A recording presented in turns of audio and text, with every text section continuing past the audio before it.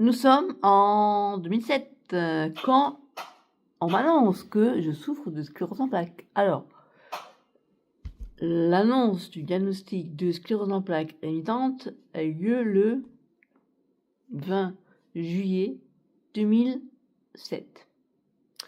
Cela faisait depuis 2005 que je faisais pousser, surpousser. En juin 2007, j'ai été voir mon médecin généraliste de famille que je voyais depuis des années et que j'avais cessé d'aller voir puisque j'avais beau lui dire que j'avais des troubles urinaires, que j'avais du mal à marcher, elle me proposait rien de... comment dire, j'avais fait une SCBU, pas d'infection urinaire, mais mes problèmes moteurs, on n'en avait pas parlé. Donc ce matin-là, j'étais en train d'essayer de passer l'aspirateur sur le tapis. D'ailleurs, j'aurais pu dire un tapis, quand on a un élevage de chat, il vaut mieux éviter les tapis. Bref, je suis en train de passer l'aspirateur dans la chatterie, parce que j'avais un élevage de chats persan à l'époque, et impossible de rester debout. J'avais plus de force. Et comme je suis quelqu'un d'assez têtu, obstiné, je me suis dit, je vais quand même passer cet aspirateur, parce que bon, il fallait que je fasse le ménage. Et donc, je me suis mise par terre, et j'étais par terre, j'avais fait le... Bref, je vous donne les détails, parce que c'est pour vous montrer que ça m'avait impacté ce jour-là. Donc, on était en juin 2007. J'ai pris l'aspirateur et j'ai essayé de passer l'aspirateur malgré le fait que j'arrivais pas à tenir debout. Et là, je me suis mise à pleurer, et je me suis dit, qu'est-ce qui m'arrive? Et là, je me suis dit, bon, je vais retourner voir mon ancien médecin généraliste de famille, en me disant, ça fait longtemps qu'elle ne m'a pas vue, elle va peut-être enfin voir qu'il y a quelque chose qui ne va pas, quoi, parce que ça faisait plusieurs médecins, parce que moi, je suis comme ça, comment dire. J'ai pas insisté auprès de ce médecin en lui disant, mais écoutez, vous dites qu'il n'y a rien, ou finalement, j'ai l'impression que vous dites tout que c'est dans la tête, parce que je suis maigre, parce que toutes les choses que j'ai pas entendre. J'en ai fait un livre qui s'appelle C'est docteur à côté de la plaque. Et on m'a dit que c'était dans la tête, que c'était le stress des examens, quand j'avais des paresthésies dans les mains, enfin bref, il y en a qu'un qui m'avait dit si vos paresthésies ne passent pas, moi j'irai voir un neurologue. Mais c'était un remplaçant, donc bon.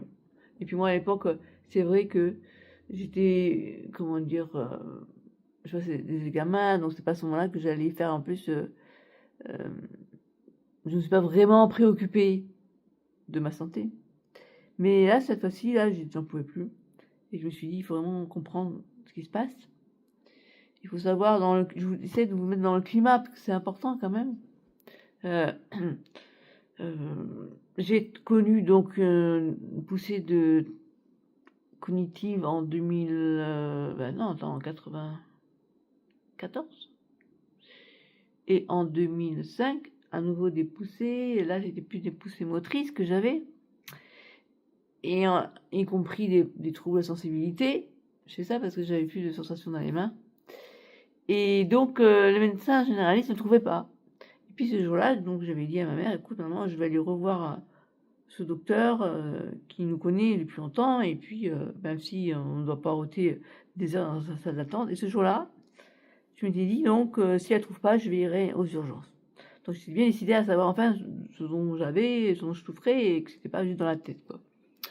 Donc, je vous parlerai un autre jour des docteurs à côté de la plaque, le livre que j'avais fait, où tous les diagnostics que j'ai pu avoir, qui étaient erronés, bien sûr. Donc, elle m'a enfin... Comment elle a su que j'avais la sclérose en plaques? Elle l'a pas dit. Elle a fait le signe de Babinski. Le signe de Babinski, c'est qu'elle a pris un stylo, la voûte plantaire, comme ça, vous faites comme ça, et la réaction normale, je crois que c'est qu'on plie comme ça, ou l'inverse, je sais plus. Et moi, j'ai fait l'inverse. Bref. Et donc, elle m'a pas dit c'est le signe de Babinski, elle m'a dit allez consulter en urgence un neurologue. Prenez n'importe lequel qui pourra vous recevoir en urgence. Voilà. Donc, c'est ce que j'ai fait. Et donc, en juin, j'ai été reçue par un neurologue qui m'a dit qu'il faut aller faire 2 IRM médulaire et IRM cérébral, et revenez me voir. Et dessus, il y avait marqué myéline, point d'interrogation. Donc, je suis allée, j'étais avec Méline sur internet et je suis tombée sur un livre d'un Gautelier, comment il s'appelle? Je sais plus son prénom. Il s'appelle Schlouplag masqué rose. Je l'ai acheté, j'ai lu, et là je me suis dit, mais ça ressemble trop à ce que j'ai, quoi. Donc du coup, j'étais persuadée d'avoir la sclérose en plaques. Moi, dans la famille, la sclérose en plaques, c'était une maladie presque génétique. On naissait avec, enfin, où on voyait le fauteuil roulant, et il y avait que des personnes qui étaient en fauteuil roulant, quoi. Alors que bien sûr, la sclérose en plaques, c'est beaucoup plus que ça. Et d'ailleurs, ça peut des fois ne jamais l'être, un fauteuil roulant. Et donc l'été, donc juste avant, donc on était début juillet, je me souviens, j'avais été invitée fin juin ou début juillet, je sais plus, par mon frère et ma belle-sœur à aller à la fête de l'école de ma nièce. Et il faisait super chaud ce soir-là, et honnêtement, j'avais pas envie d'y aller, mais j'y suis allée pour faire plaisir. Et j'ai trop de mal à marcher. Et j'ai parlé à ma belle-sœur qui est kiné. Et je lui ai dit, écoute, je suspecte d'avoir la sclérose en plaques. Et mais non, c'est pas ça, la sclérose en plaques. Mais non, bref. Et bon, voilà. Donc le 20 juillet, quand je suis revenue avec mes 2 IRM, où il y avait marqué rien en fait, il y avait marqué ici, il y avait marqué moi le radiologue m'avait dit le neurologue vous dira ce qu'il en pense, quoi. Ils m'avaient juste marqué qu'il y avait 12 plaques quand même, donc ça montrait bien que c'était pas la première fois que j'avais des poussées. Ils ont opéré 12 plaques et il y en avait une qui serait haussée au produit de contraste. Et donc quand je suis allée voir le neurologue, il était gêné. Il était gêné parce que ne peut pas savoir à l'avance comment ce qu'on a dans la tête, comment la personne en face de lui va entendre ce diagnostic. Donc il a commencé à me dire ça ressemble un peu à une sclérose en plaques. Et là, moi je lui dis bah ah bon, écoutez, c'est ce dont c'est ce dont je doutais, quoi, parce que j'avais lu le livre et il disait sclérose en plaques. Je me suis dit bon, alors du coup il me fait c'est une sclérose en plaques, je suis formelle. Du coup en fait le gars il s'est chié, puis là du coup il s'est dit non non, tant mieux, elle prend bien, donc c'est bien, oui c'est bien ça, voilà. Et ce jour-là, avec le recul, ça me fait rigoler, mais sur le moment, ça me fait pas rigoler. Moi, j'étais avec ma mère ce jour-là, je me souviens, parce qu'elle savait que c'était important et elle m'avait accompagnée. Et il m'a dit, bon, alors, qu'est-ce que je peux vous dire sur la sclérose en plaques? Bon, déjà, alors il m'a dit, on peut avoir une vie normale. Alors, moi, j'ai envie de vous dire, ah bon? Ah ben ça me fait plaisir que vous me dites ça parce que enfin je veux avoir une vie normale, parce que jusqu'à présent c'était pas une vie normale que j'avais. Ouais, bon, bref, voilà. Après il me disait il ne faut pas sortir en t-shirt en hiver parce que il faut pas attraper froid, parce que la fièvre c'est pas bon pour vous. Je dit mais qu'est-ce qui me sort? C'est tout bête, enfin bref, voilà. Ça a été que ça. Et à la fin il m'a dit quand même, bon là on était un vendredi, je me souviens, parce qu'il me dit dès lundi pour entrer en clinique pour faire 5 jours de bolus de cortisone. C'est quoi? C'est quoi ça? C'est de la cortisone à haute dose. Ah bon? Mais voilà. Et il voulait le faire en 3 heures dans 2 heures de temps. Enfin bref, j'ai tout annulé parce que je me sentais pas du tout. Je me suis dit c'est quoi ce truc? Au final, le premier bolus de cortisone, je l'ai fait en octobre 2007. J'ai bien fait parce que j'ai très bien supporté. Et il a fallu, lui, il voulait que je rentre le matin à la clinique, je fasse une bolus, je rentre chez moi. Et je reviens le lendemain. J'aurais jamais pu bouger. Je pense déjà, j'avais beaucoup de mal à marcher, déjà à l'époque. Et puis avec les bolus, ça a été la catastrophe. Le premier bolus, ça a été vraiment très dur. Surtout que, après, j'ai été voir un autre neurologue à qui j'ai fait confiance pour les bolus. Faut savoir, j'ai changé beaucoup de médecins parce que j'ai du mal à me faire confiance. Et au final, les premiers bolus de cortisone, ça a été compliqué. Et finalement, j'ai été 6 jours, 5 jours à la clinique. C'était la première fois que j'étais hospitalisée. Et ça a été difficile. Voilà, donc en fait, moi, au tout début, comment j'ai réagi à l'annonce du diagnostic? Eh bien, je me suis dit, Bon, ce qui est nouveau, c'est pas la sclérose en plaques, parce que la sclérose en plaques, ça fait longtemps que je l'ai. Le neurologue que je vois actuellement, qui est un professeur du CHU de Montpellier, que tout le monde connaît, a été le premier à me dire écoutez, d'après ce que vous me dites, la maladie était déjà là dès vos 12-13 ans, quoi, je me suis plainte de fatigue chronique. La fatigue chronique peut être un, un handicap vraiment réel lié à la sclérose en plaques. Mais à l'époque, ils ne reconnaissaient pas. Donc, ils estimaient que je venais de. Enfin, bon, j'avais quand même 12 plaques hein, sur mon IRM, donc c'était pas nouveau. Hein.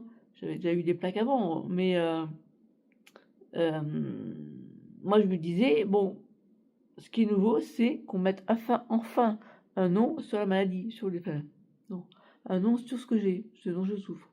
Jusqu'à présent, c'était psoriasis dans la tête, presque à la limite, on me prenait pour quelqu'un d'hypochondriaque, quoi. Des fois, moi, mes frères disaient à ma mère, il faut qu'elle arrête de s'écouter, Christelle, s'écoute trop, donne-lui un bon coup de pied dans le cul.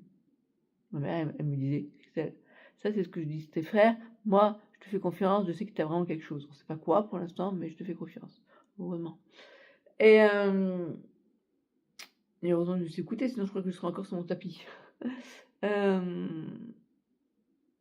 Qu'est-ce que je disais?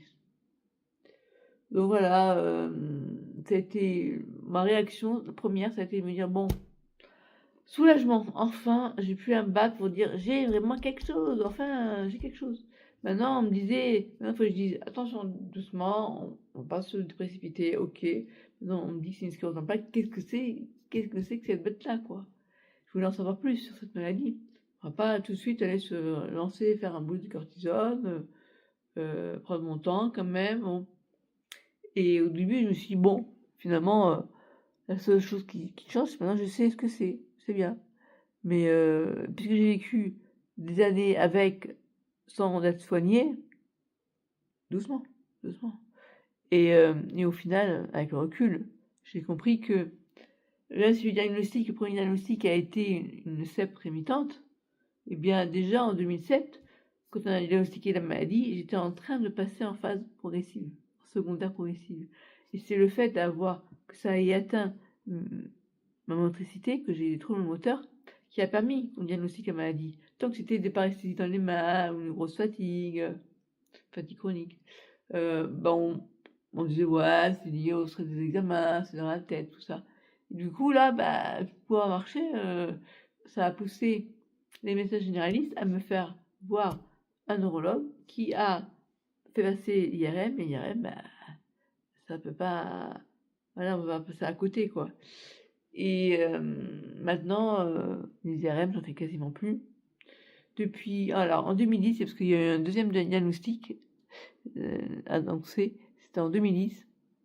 À l'époque, ma mère était encore en vie. Et on a dit au médecin, un neurologue qui me suit au CHU, bien finalement, on notait une aggravation quand même au fil du temps. Et depuis l'épisode de l'hiver 2023-2024, où j'ai eu, grâce au Covid, qui m'a provoqué une perte de goût et d'odorat, et où j'ai eu la sonde nasogastrique avec nutrition entérale pendant 5 mois et demi, j'ai sorti de ce sous-poids que j'avais depuis des années. Et du coup, je sais plus ce que je disais. Et donc, la CEP progressive, voilà, secondaire progressive, elle a été reconnue en 2010. Voilà, je parlais de ça parce que depuis cet épisode, je suis en fauteuil roulant. Et dès que j'ai commencé à habiter ici, c'était tellement.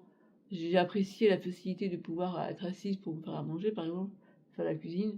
Du coup, j'étais en fauteuil roulant parce que je pouvais y être. Donc, quand je suis mon père, à l'époque, j'étais obligée d'être debout.